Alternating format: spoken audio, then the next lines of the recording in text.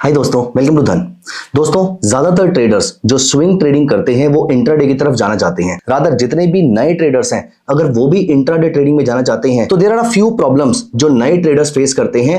आज इस वीडियो में हम उन सारी प्रॉब्लम्स का सॉल्यूशन निकालने वाले हैं जो इंट्राडे ट्रेडर फेस करता है। ये प्रॉब्लम्स लॉजिक से, बिहेवियर से, इमोशंस को कंट्रोल करके और टेक्नोलॉजी को यूज करके सॉल्व की जा सकती हैं। इसका मतलब यह है कि कुछ चीजों को चेंज करके और कुछ चीजों को फॉलो करके आप एक अच्छे इंट्राडे ट्रेडर बन सकते हैं। तो दोस्तों, सबसे बड़ी प्रॉब्लम्स क्या हैं जो एक इंट्राडे ट्रेडर फेस करता है, पहले उसके बारे में बात करते हैं। इंट्राडे ट्रेडर की सबसे बड़ी प्रॉब्लम होती है फास्ट रिफ्लेक्सेस। ज्यादातर इंट्राडे ट्रेडर उतनी फास्टली एक्ट नहीं कर पाते हैं जितनी फास्टली उनके ट्रेड्स एक्ट कर रहे होते हैं। जितनी शार्पली उनका ट्रेड मूव कर रहा होता है उतनी शार्पली उनके हाथ मूव नहीं कर पाते हैं, एंड लॉजिक तो डेफिनेटली मूव नहीं कर पाता है। अगर मैंने थोड़ी देर पहले बाय का ओपिनियन बनाया था किसी स्टॉक में और अभी वो नीचे आना शुरू हो चुका है तो मेरे लिए ये एक्सेप्ट कर पाना कि ये सेल में जा चुका है ये बहुत ही मुश्किल होता है। तो प्रॉब्लम रिफ्लेक्सेस की आती है, प्रॉब्लम अपने माइंडसेट को, अपने इमोशंस को चेंज करने में आती है, अपने बिहेवियर को चेंज करने में आती है, प्रॉब्लम आती है एग्जीक्यूशन में। हम यहां पर बहुत शार्पली अपने ऑर्डर्स को एग्जीक्यूट नहीं कर पाते क्योंकि बड़ी क्वांटिटी डालना मुश्किल होता है, बड़ी क्वांटिटी को सही टाइम पे एग्जीक्यूट करना मुश्किल होता है। ऐसी बहुत सारी और प्रॉब्लम्स हैं जो एक नया ट्रेडर या फिर एक इंट्राडे ट्रेडर फेस करता है। दोस्तों, ये प्रॉब्लम स्विंग या पोजिशनल ट्रेडिंग में भी आ सकती है, लेकिन स्विंग और पोजिशनल ट्रेडिंग में आपके पास सोचने के लिए टाइम बहुत होता है, जबकि इंट्राडे ट्रेडिंग में आपके पास सोचने के लिए बिल्कुल टाइम नहीं होता। जैसे मैं आपको भी आज का एक एग्जांपल दिखाता हूं। मैं अगर इस वीडियो में आपको कोई भी एग्जांपल दिखाता हूं, it should not be seen as a trading और इन्वेस्टमेंट रिकमेंडेशन, लेकिन मैं आपको एग्जांपल के तौर पे बता रहा हूं कि आज मैं यहां पर एक पर्टिकुलर स्टॉक को ट्रेड कर रहा था। दोस्तों, मैंने जब इस स्टॉक के ऑप्शन को अप्लाई किया, क्योंकि मैंने इसका ऑप्शन बाय किया था, तो मैंने जब इसका एक ऑप्शन में ट्रेड लिया तो यहां पर आप नोटिस कीजिए वो टारगेट को बिल्कुल टच करके ही वापस एक बड़ी शार्प उसने रेड कैंडल बनाई थी। रादर मैं उस टाइम पे एक 5 मिनट्स का चार्ट देख रहा था, तो आप नोटिस कीजिए कि मैंने यहां कहीं पर बाय किया, उसके बाद वो यहां तक गया। वो यहां तक गया तो सही, लेकिन मेरा ऑर्डर एग्जीक्यूट नहीं हुआ क्योंकि वो सिर्फ एक सिंगल टिक लगा था और उसके बाद वो प्राइसेस नीचे आ गए। अब यहां पर आप डर सकते हैं क्योंकि इंट्राडे ट्रेडिंग में चीजें बहुत फास्ट होती हैं, तो यहां पर फॉर्चुनेटली मेरा स्टॉप लॉस नहीं कटा था। उसके बाद मैंने उसको होल्ड किया और थोड़ी देर के बाद जहां पर मेरी एक्सपेक्टेशन थी वो वहां पर चला गया।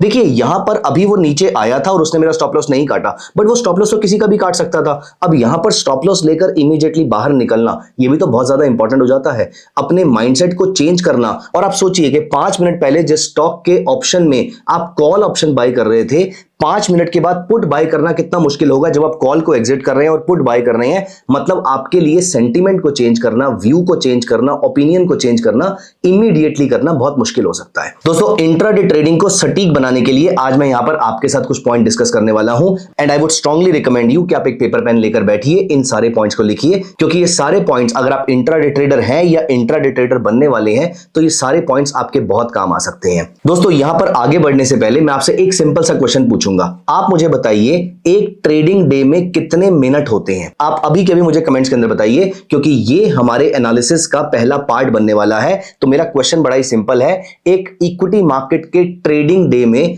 कितने मिनट्स अवेलेबल होते हैं? चलिए दोस्तों, जब तक आप इसका आंसर लिख रहे हैं मैं बढ़ता हूं अपने पहले पॉइंट की तरफ। तो एक अच्छा इंट्राडे ट्रेडर बनने के लिए कौन सी अप्रोचेस को फॉलो करना चाहिए वो मैं यहां पर डिस्कस करने वाला हूं। दोस्तों, सबसे पहला पॉइंट आता है टाइम फ्रेम। इंट्राडे ट्रेडर के पॉइंट ऑफ व्यू से टाइम फ्रेम बहुत ज्यादा इंपॉर्टेंट हो जाता है। ज्यादातर लोग इंट्राडे ट्रेडिंग में या तो बहुत ही छोटा टाइम फ्रेम देख रहे होते हैं जो कि स्कैल्पिंग में यूज होना चाहिए, या फिर वो बहुत ही बड़ा टाइम फ्रेम देख रहे होते हैं और इसीलिए उस बड़े टाइम फ्रेम पे चेंजेस नहीं होते हैं, लेकिन हमारा लॉस बढ़ता रहता है। आपने नोटिस किया कि मैं जब आपको अभी एक स्टॉक का चार्ट दिखा रहा था तो उसमें 15 मिनट्स का चार्ट था। दोस्तों, आपको एक चीज याद रखनी है कि आप इंट्राडे में जो भी टाइम फ्रेम यूज करेंगे, you have to make sure that it should be equally distributed between the trading day.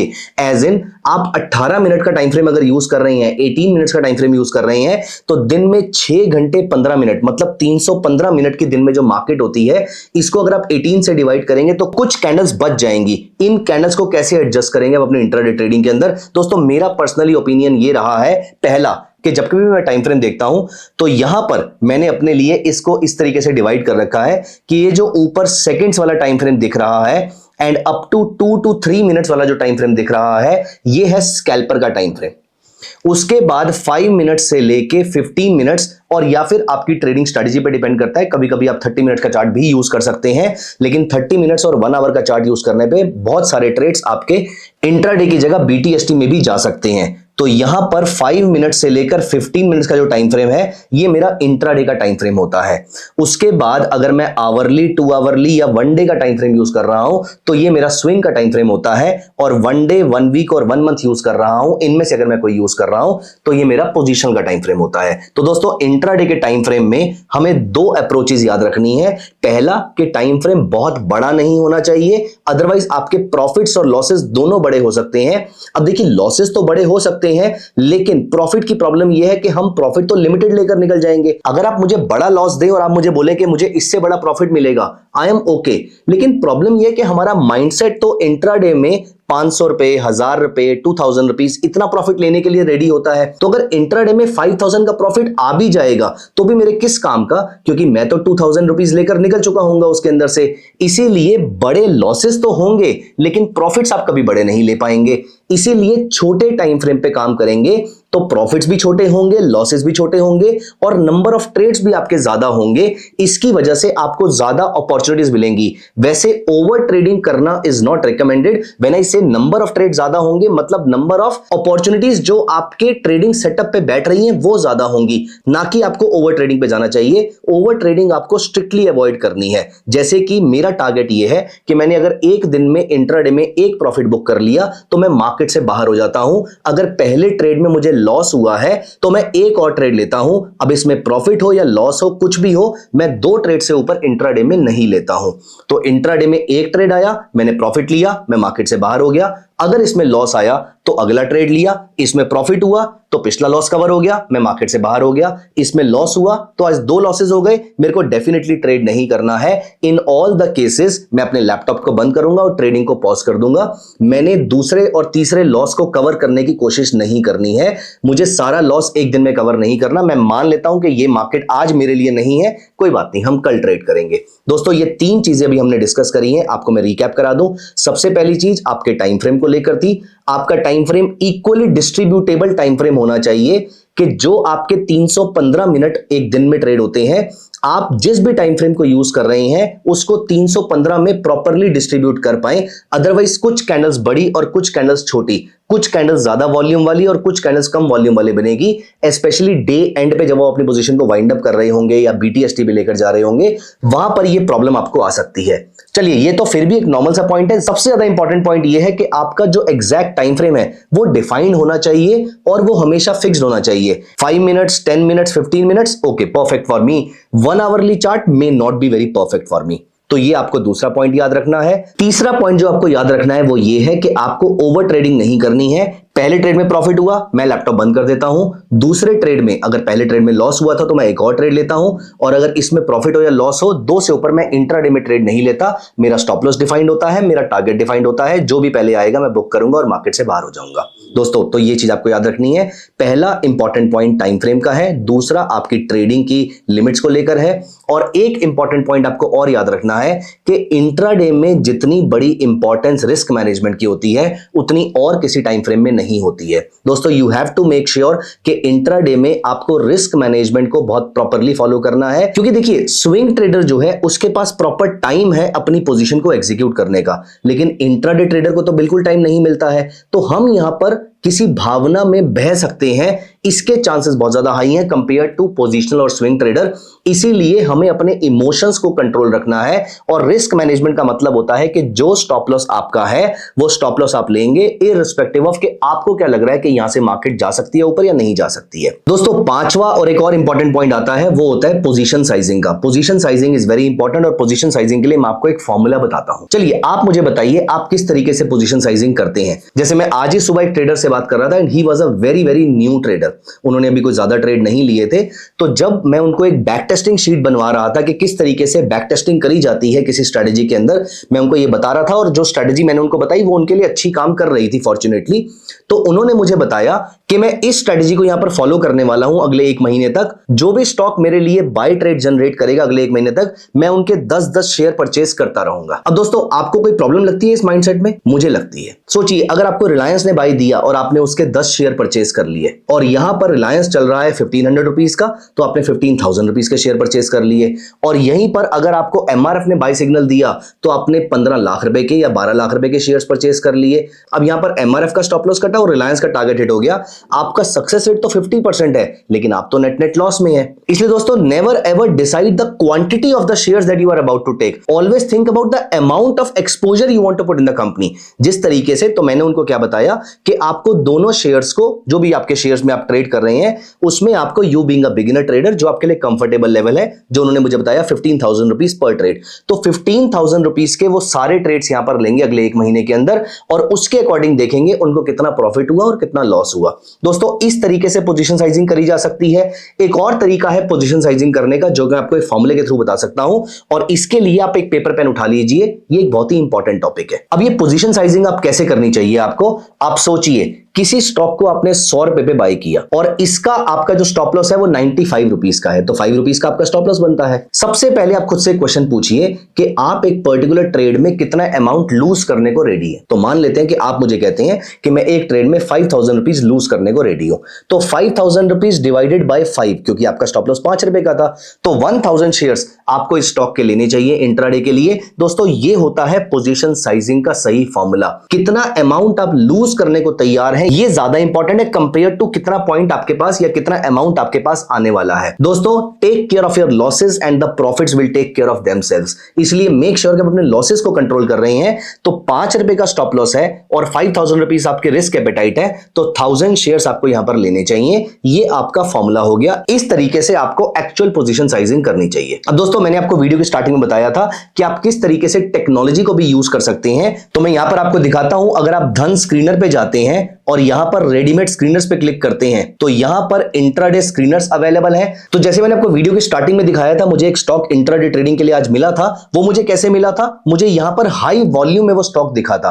तो एक ऐसी कंपनी का स्टॉक जिसमें वॉल्यूम बहुत ज्यादा नहीं होता, जबकि वो एफएनओ में है ऑल्दो, लेकिन उसमें जनरली वॉल्यूम मुझे देखने को नहीं मिलता। तो ये लिस्ट मैं दिन में 3, 4, 5 बार चेक कर लेता हूं। जैसे कि आप नोटिस कीजिए, मोस्टली फर्स्ट पेज पे आपको जीटीएल इंफ्रा देखने को नहीं मिलता है। मोस्टली फर्स्ट पेज पे, रादर मेरे को एक और ट्रेड मिला था आईआरएफसी, लेकिन वो मेरे हाथ से निकल गया था। तो आईआरएफसी में अभी भी सिग्निफिकेंट वॉल्यूम यहां पर चल रहा है। तो इजी ट्रिप प्लानर जो है, इसकी मार्केट कैप बहुत कम है। मैं इसमें ट्रेड लेना नहीं चाहता हूं, क्योंकि मुझे एफएनओ में ट्रेड लेना था, इसीलिए मेरे लिए मार्केट कैप बहुत ज्यादा इंपॉर्टेंट थी। तो यहां पर मैंने इसका कस्टमाइज फिल्टर लगा लिया था कि मुझे सिर्फ एफएनओ स्टॉक्स चाहिए। अब ऐसे अनयूजुअल वॉल्यूम वाले जितने स्टॉक्स मुझे मिलते हैं, मैं यहां से स्क्रीनर से पिक कर लेता हूं। Rather at all points in time during the day I am continuously looking at this live data, और यहां पर लगातार मेरे सामने सिग्नल्स बिल्डअप होते रहते हैं। एक स्क्रीन मेरी धन स्क्रीनर की खुली रहती है, जहां पर मेरे सामने लगातार स्टॉक्स आते रहते हैं। इस तरीके से मैं इंट्राडे में अपने लिए रेगुलर फीड ऑफ स्टॉक्स लेता रहता हूं। दोस्तों, टेक्नोलॉजी बहुत अच्छे तरीके से आपकी यहां पर मदद कर सकती है। वैसे आप इंट्राडे के लिए यहां पे स्कैनर बना भी सकते हैं, क्योंकि 15 मिनट्स टाइम फ्रेम पे भी कौन कौन से स्टॉक्स ऐसे हैं जो सुपर ट्रेंड के ऊपर जा रहे हैं, वो यहां से आपको देखने को मिल सकता है। जैसे it will not take you more than a minute to create a scanner for yourself, rather the scanners are already available. आप यहां पर नोटिस कीजिए कौन कौन से स्टॉक्स ऐसे हैं जो इंट्राडे में सुपर ट्रेंड के ऊपर जा रहे हैं। आपको रेडीमेड यहां से स्टॉक्स मिलते रहेंगे। अब आप इसके ऊपर कोई और लॉजिक अप्लाई कर सकते हैं और फिर इनको ट्रेड करना स्टार्ट कर सकते हैं। दोस्तों, वैसे तो जब आप इंट्राडे में ट्रेडिंग करते हैं, जैसे कि अगर आप यहां पर देखें, आप बाय करते हैं और आप इसको ट्रेडिंग करना चाहते हैं, तो 854 वाला जो स्टॉक है वो आपको एनीवेज 171 रुपीस का लेने को मिल रहा है। 5x की आपको यहां पर लीवरेज मिल रही है। दोस्तों, ये तो अच्छी बात है ही कि आप इंट्राडे में लीवरेज को यूज करते हैं, लेकिन आप अपने डीमैट में रखे म्यूचुअल फंड्स को प्लेज करके भी मार्जिन ले सकते हैं और उससे भी आप ट्रेडिंग कर सकते हैं। तो जो आपके स्टॉक्स आपको रिटर्न दे रहे हैं वो तो देते रहेंगे, अपार्ट फ्रॉम दिस आप यहां से भी रिटर्न जनरेट करेंगे, तो that will add to your complete returns from the market. तो इससे आपका आरओआई भी इंक्रीज होगा। एंड दोस्तों, last but not the least, एक सबसे इंपॉर्टेंट चीज जो हर एक इंट्राडे ट्रेडर को यूज करनी चाहिए, वो है ये फीचर। यहां पर पावर ट्रेड फीचर, मैं आपको बताता हूं किस तरीके से आप पावर ट्रेड फीचर यूज कर सकते हो। जैसे मैंने यहां पर कुछ डमी ऑर्डर्स प्लेस कर रखे हैं, तो Adani energy solution, Ambuja cement, इसके मैंने एक एक शेयर की क्वांटिटी परचेस करने को डाल रखी है। अब आप यहां पर देखिए, मैं अगर किसी ऑर्डर को व्यू करना चाहता हूं तो मैं यहां से व्यू कर सकता हूं, मॉडिफाई करना चाहता हूं तो भी आराम से मॉडिफाई कर सकता हूं। ये काम तो मैं डेफिनेटली कर ही सकता हूं, लेकिन अगर आप नोटिस कीजिए, मुझे ऑल ऑफ अ सडन अपना एक्सपोजर इंक्रीज करना है, तो मैं यहीं से अपना कर्सर इसके ऊपर होवर करके आप नोटिस करेंगे कि मैं ऐसे सीधा 40 क्लिक करके मैंने एंटर कर लिया। अगर मुझे इसके 10 शेयर्स लेने हैं तो यहां पर भी मैं इसके टिक पे क्लिक कर दूंगा और ये ऑर्डर मेरा ऑटोमेटिकली एडिट हो जाएगा। अपार्ट फ्रॉम दिस, अगर आप इसका प्राइस चेंज करना चाहते हैं, फॉर एग्जांपल आपको लगता है कि प्राइसेस अब नीचे आ गए हैं और ये 938 पे एग्जीक्यूट किया जा सकता है, तो आप ये भी डाल सकते हैं और यहां पर भी आप चाहें तो अपने प्राइसेस को इंक्रीज या डिक्रीज कुछ भी कर सकते हैं और आप चाहें तो अपने ऑर्डर को फास्ट कैंसिल भी कर सकते हैं। You just have to click on this cross button और आपका ऑर्डर ऑटोमेटिकली कैंसिल हो जाएगा। This is a power trade feature जो एक इंट्राडे ट्रेडर के बहुत काम आ सकता है। तो दोस्तों, मैंने आपके साथ इस वीडियो में डिस्कस किया कि किस तरीके से आप कुछ कुछ चीजों को चेंज करके अपनी लाइफ में अपने लिए इंट्राडे ट्रेडिंग को भी अच्छे से वायबल बना सकते हैं। तो मैंने क्या क्या पॉइंट डिस्कस किया? पहला तो टाइम फ्रेम बहुत ज्यादा इंपॉर्टेंट है। दूसरा, आपको ओवर ट्रेडिंग नहीं करनी है, अपने ट्रेड्स पे कंट्रोल रखना है। तीसरा, आपको पोजीशन साइजिंग पे ध्यान रखना है। पोजीशन साइजिंग का मैंने आपको एक फॉर्मूला बताया है। चौथा, आप अपने आरओआई को इंक्रीज करने के लिए आप अपने डीमैट में रखे म्यूचुअल फंड्स को प्लेज करके भी यहां पर ट्रेडिंग कर सकते हैं। और पांचवा, जहां पर हम टेक्नोलॉजी को यूज कर रहे हैं, जहां पर स्कैनेक्स के थ्रू आपको ट्रेड मिलेंगे और पावर ट्रेड फीचर को यूज करके आप यहां पर अपने ऑर्डर्स को इमीडिएटली मॉडिफाई कर सकते हो। जैसे जैसे मार्केट मूव कर रही है, अपने ऑर्डर्स को आप मॉडिफाई कर सकते हैं, टारगेट इंक्रीज कर सकते हैं, स्टॉप लॉस डिक्रीज कर सकते हैं, स्टॉप लॉस इंक्रीज कर सकते हैं, ये सारी चीजें कर सकते हैं। लेकिन हां, मैं आपको ये वर्ड ऑफ क्वेश्चन जरूर दूंगा कि एक बार आपका लॉजिकल स्टॉप लॉस आपने प्लेस कर दिया, लॉजिकल स्टॉप लॉस चेंज नहीं करना है। टारगेट से आप प्ले अराउंड कीजिए, वो ज्यादा अच्छा है। दोस्तों, आपको एंड में एक बात बोलूंगा, इंट्राडे ट्रेडिंग के लिए स्पेशली ये बात बहुत ज्यादा सच है और बहुत ज्यादा सही साबित होती है। वो ये है कि इंट्राडे ट्रेडिंग में over trading and greed are your biggest enemy. Over trading के बारे में मैंने बात करी, ग्रीड के बारे में आपको बोलूंगा। Make sure that you keep on booking your profits, और बड़े प्रॉफिट्स की वेट करने से अच्छा पार्शियल प्रॉफिट जरूर बुक करते रहिए, क्योंकि the only profit that belongs to you is the one that has come to your bank account. दोस्तों, अगर आपको ये वीडियो पसंद आई है तो प्लीज इसको अभी के अभी लाइक कर दीजिएगा, चैनल को सब्सक्राइब कर दीजिएगा। और मैंने जो एंड में स्टेटमेंट बोली है, मैं आपके लिए दोबारा बोल रहा हूं, the only profit that belongs to you is the one that has come to your bank account. अगर आपको स्टेटमेंट पसंद आई है तो कमेंट्स में लिख दीजिए, इससे आपके माइंड में ये स्टेटमेंट अच्छे से बैठ जाएगी। कैसी लगी आपको वीडियो? बताइएगा मुझे कमेंट्स में, मुझे आपके कमेंट्स का इंतजार रहेगा। Thank you so much. Bye-bye. Take care. Investments in the securities market are subject to market risk. Read all the related documents carefully before investing.